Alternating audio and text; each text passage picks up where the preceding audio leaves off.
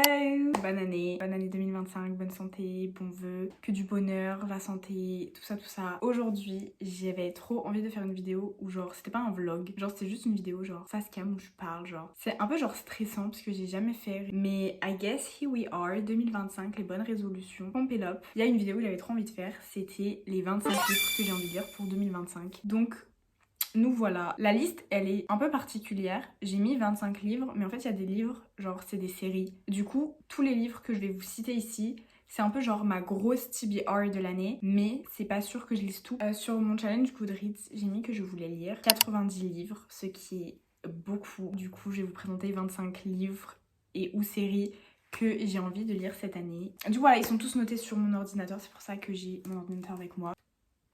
C'est d'elle qui vient m'envoyer un message.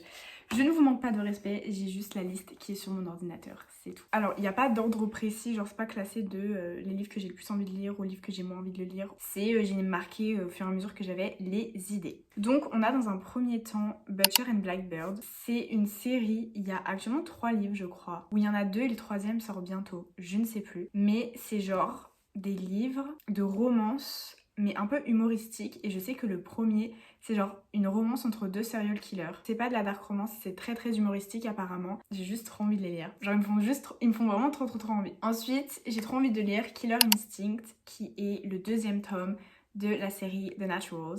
J'ai lu le premier livre et j'en ai fait un vlog d'ailleurs, et j'ai adoré, j'ai grave aimé, et j'ai juste trop hâte de lire le reste de la série parce que j'ai l'impression que le premier tome je l'ai adoré, mais j'ai pas mis 5 étoiles, et j'ai l'impression que plus je vais les lire, plus je vais les kiffer. Killer Instinct, j'ai trop hâte de le lire, mais j'ai trop envie de les acheter en papier et pas de les acheter sur ma Kindle. Ça arrivera, je ne sais pas quand. Ensuite, j'ai trop envie de lire la série Magnolia Parks. Alors, j'ai entendu des avis mitigés dessus. Il y a des gens qui n'aiment pas trop parce que c'est genre super toxique. Apparemment, c'est genre un espèce de gossip girl mais british. Et en fait, genre il y a des histoires de tromperie, de machin. Et apparemment, en fait, ils ont une relation qui est super toxique. Et c'est ce qui a fait que pas mal de personnes n'ont pas trop kiffé. Mais j'ai entendu plein de personnes qui ont quand même grave aimé. J'ai hâte de voir, j'ai hâte de lire et de me faire mon propre avis. Hopefully, in 2025, je les lirai. Ensuite, une autre série. En fait, il y a que des séries.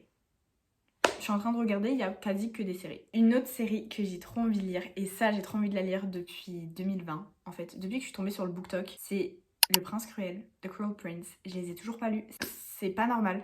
En fait, c'est parce que j'avais trop peur de lire de la fantasy. Du coup, The Cruel Prince, très envie de le lire cette année.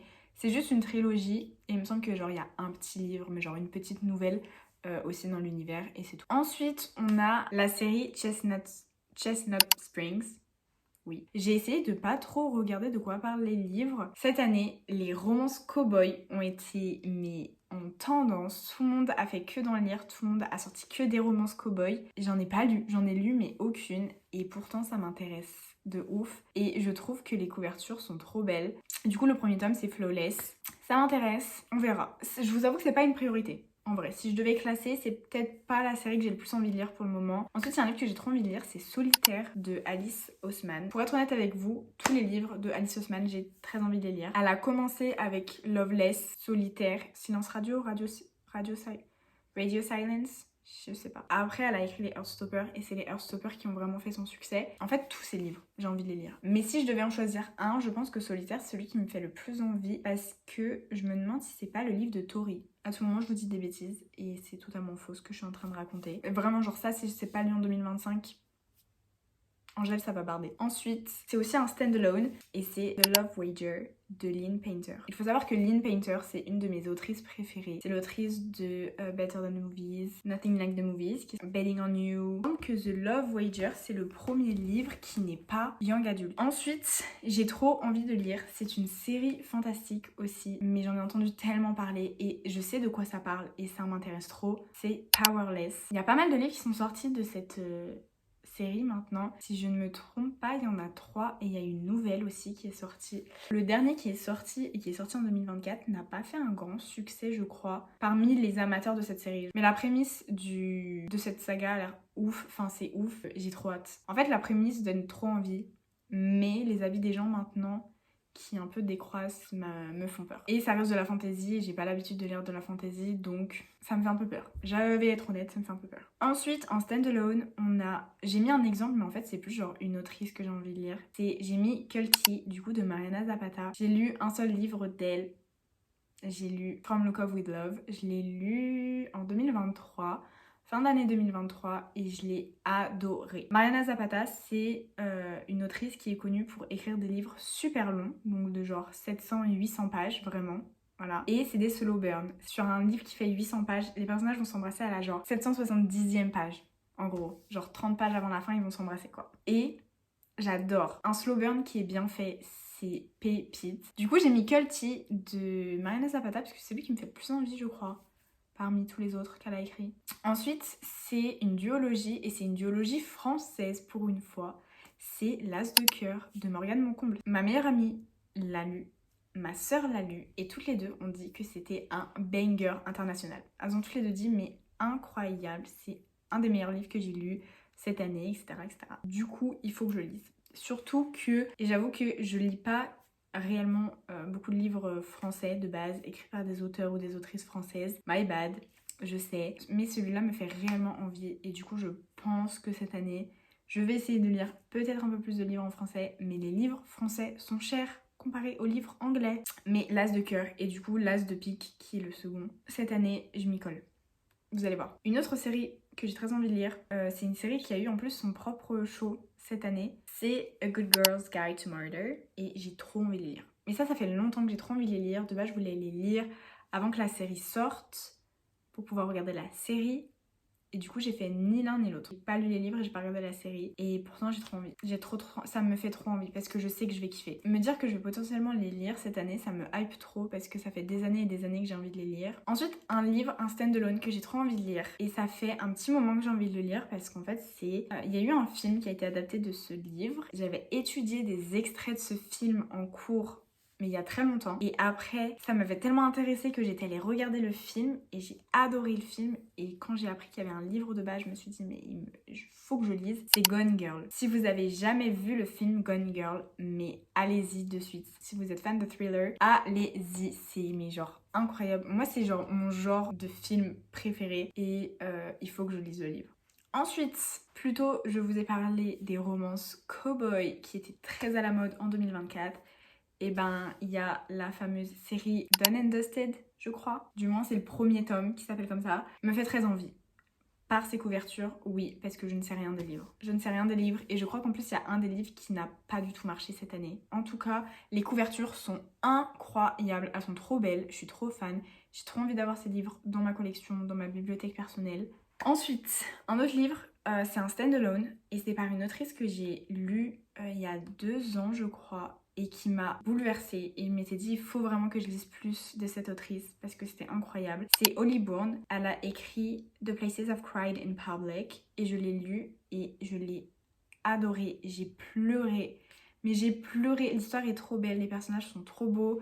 Faire attention au trigger warning, je préviens, parce que c'est assez heavy. C'était super beau et c'était tellement bien écrit et c'était incroyable. Honnêtement, enfin franchement, genre c'était une de mes meilleures lectures de 2023. J'avais mis un 5 étoiles, enfin... Et je donne pas des 5 étoiles facilement. Et pourtant, ce livre, il m'avait bouleversée, je l'avais adoré. Et elle a écrit un autre livre qui s'appelle It Only Happens in the Movies. Et je ne sais même plus de quoi il parle, ce livre. Mais je vous avoue qu'il m'avait fait trop envie, que j'avais vu un TikTok d'une personne en parler. Et je l'avais ajouté à ma liste. Et j'ai vu que c'était la même autrice que The Places I've Cried in Public. Et je m'étais dit, mais... il faut que je le lise, je vais le lire. Et du coup voilà, il faut que je le lise. On arrive en 2025 et il faut que je le lise. Ensuite, un livre qui est essentiel que je lise, parce que je l'ai pas lu en 2024. Et c'est un peu pas normal. C'est The Boyfriend de Freida McFadden. C'est un peu ma reine, je vous avoue. Je dis ça, j'ai lu que 4 livres d'elle du coup. J'ai lu la série The Housemaid, donc The Housemaid is Watching, Housemaid's Secret, The Housemaid is Watching, et après c'était The Housemaid's Wedding qui est sorti en fin d'année et c'est le dernier livre de l'année que j'ai lu. Et c'est incroyable, c'est une série de thriller. Ça m'a donné un peu la vibe de Verity. Le livre est complètement différent, le plot est différent, les personnages sont différents, les plot twists sont différents. J'ai adoré, j'ai trouvé ça incroyable, je m'étais faite influencer par TikTok, je voyais trop de gens en parler et dire que c'était ouf. Je les ai lus, j'ai trouvé ça ouf, je les ai lus l'année dernière. Et elle a sorti un nouveau livre en 2024 qui s'appelle The Boyfriend. Voilà, elle écrit que des thrillers, il faut trop que je lise tous ses livres. Mais je vous avoue que The Boyfriend me fait peut-être plus envie que le reste parce que j'ai vu tout le monde le lire cette année et tout le monde a dit qu'il était incroyable. Après, alors ça c'est super intéressant parce que c'est une autrice qui est super aimée et que je n'ai jamais lue.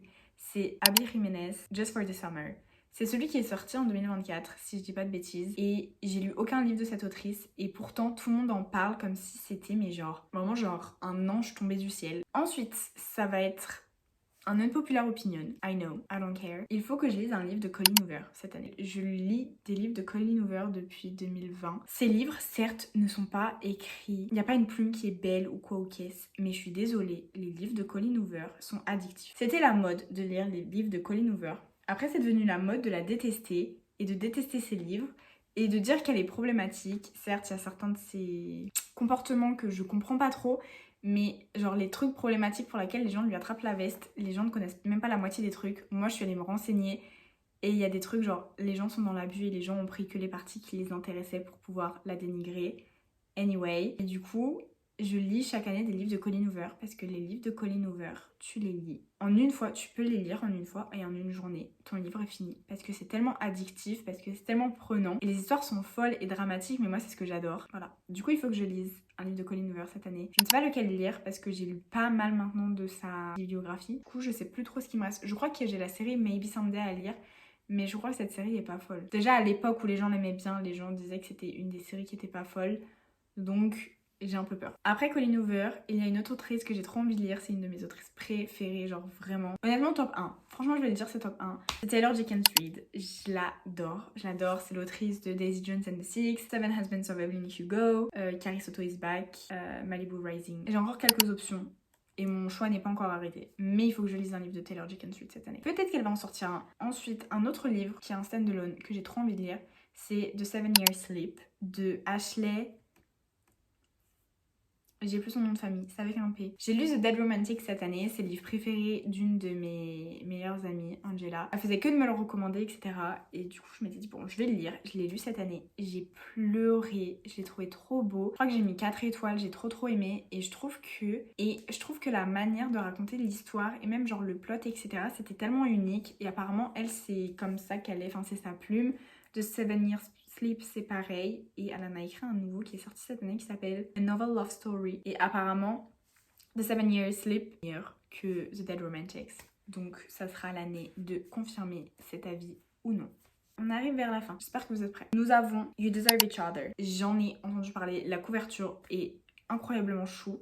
Il faut que je lise. Au bout d'un moment, ça y est, c'est des livres qui sont dans ma TBR depuis que je regarde et que je me dis next time. Et en fait, la fois d'après n'arrive jamais. Et là, au bout d'un moment, ça y est. Ensuite, c'est à peu près pareil. C'est un livre, ça fait assez longtemps que j'ai très envie de le lire. Et c'est You Deserve Each Other. Je vous avoue que ce livre, j'ai trop envie de le lire, mais il me fait peur parce que je sais qu'il est supra triste. Et je sais que je vais pleurer de ouf. Donc en fait, faut que je réfléchisse quand est-ce que je le lis. Je l'ai en papier, je l'avais acheté et je l'ai pas encore lu parce que il me fait peur. Et j'ai envie d'attendre le bon moment pour le lire. Il va me mettre mais à terre ce livre. Et dernier livre. Ok, alors pause. J'ai vraiment genre oublié de vous parler de 2 livres que j'ai trop envie de lire cette année. Du coup, je vous en parle très brièvement ici. Dans un premier temps, on a Wicked. Franchement, genre, j'ai vu le film il y a pas si longtemps que ça.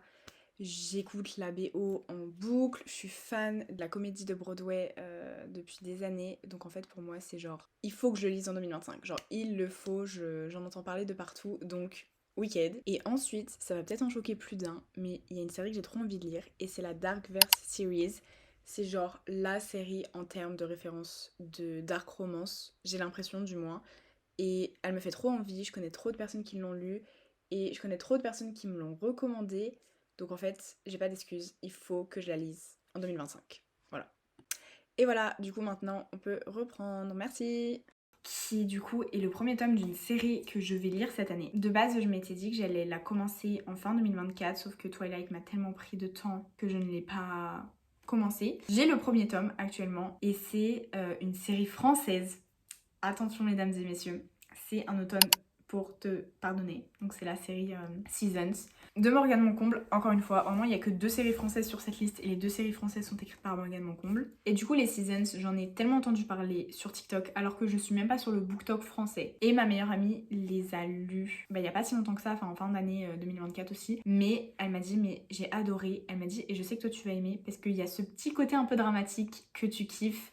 Elle m'a dit tu vas adorer, tu vas adorer. Écoutez, c'est du coup fini, c'est la fin de cette vidéo. Vous avez vu les 25 livres que j'ai envie de lire pour 2025. Bien évidemment, je sais que ce n'est pas forcément réalisable, mais écoutez, on verra bien, surtout qu'il y a pas mal d'autres livres que j'ai envie de lire, que j'ai en tête, de séries que je suis en cours. Du coup voilà, j'espère que ça vous aura plu, j'espère que j'ai pas trop parlé. Écoutez, si vous avez bien aimé m'entendre parler, on fera d'autres vidéos en face cam. Et même si vous n'avez pas aimé m'entendre parler, je pense qu'il y aura d'autres vidéos en face cam anyway. Je vais vous laisser et je vous souhaite encore une fois une bonne année 2025. J'espère qu'elle vous apportera beaucoup de choses et qu'elle sera bonne en termes de lecture. Bisous!